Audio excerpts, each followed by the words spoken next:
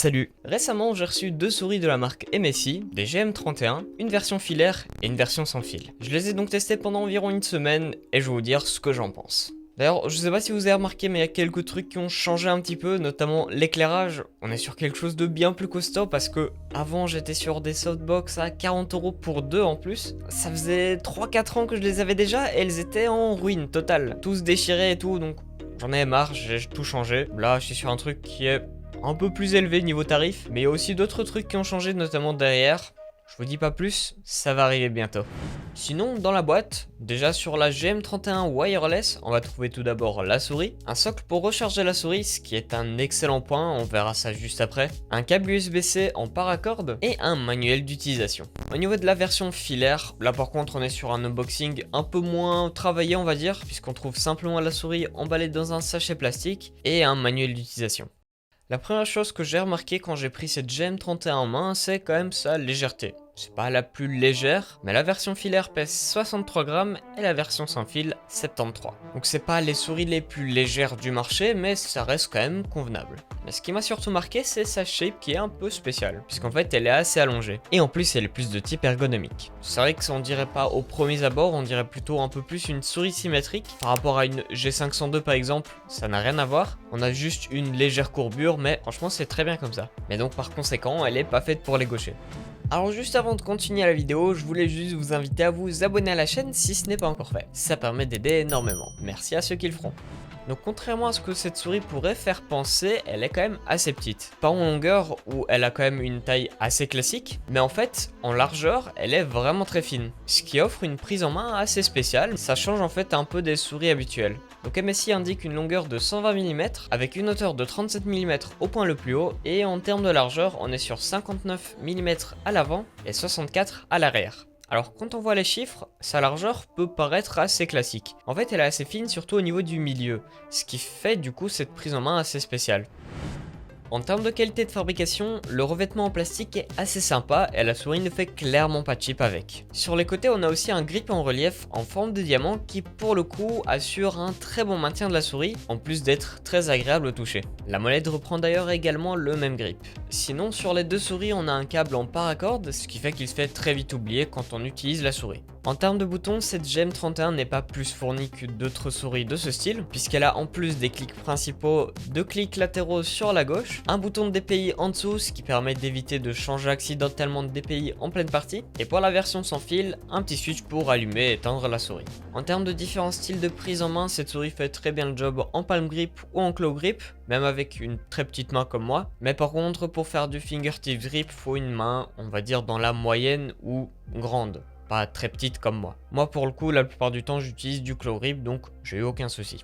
À présent en termes de performance ça va un peu se gâter. Puisqu'on a un capteur Pixar PAW3311 pour la version wireless et un PMW 3360 pour la version filaire. Pour le coup ce sont deux capteurs qui se valent pas totalement puisque le 3360 est un peu plus performant quand même. Mais pour des souris qui sont sorties en 2022 ce sont pas forcément les plus performantes qu'on peut avoir. Et c'est surtout le cas pour la GM31 wireless. La version filaire passe un peu plus en vrai. Bon déjà elles vont toutes les deux jusqu'à 12 000 dpi.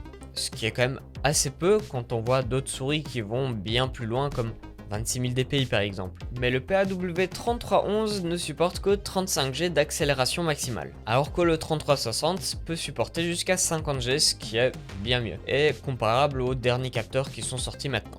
Alors, les performances en jeu ne sont pas totalement catastrophiques. On peut clairement jouer convenablement avec les deux souris. Je n'ai personnellement pas éprouvé de réels soucis avec. Mais je pense quand même qu'il y a certains joueurs très exigeants. Ah, j'arrive pas à parler, c'est pas vrai. Mais je pense que certains joueurs très exigeants ne vont quand même pas partir sur ces souris à cause de ça.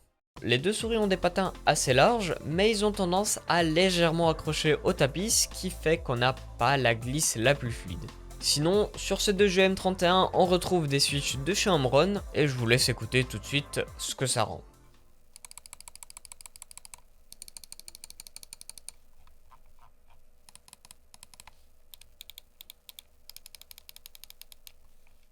On va retrouver du RGB sur le dessus des deux souris. Il est réglable depuis le logiciel MSI Center qui d'ailleurs peut s'installer dès que vous branchez la souris au PC. Donc même pas besoin de chercher sur internet, vous cliquez simplement sur installer dès que vous apercevez une petite pop-up.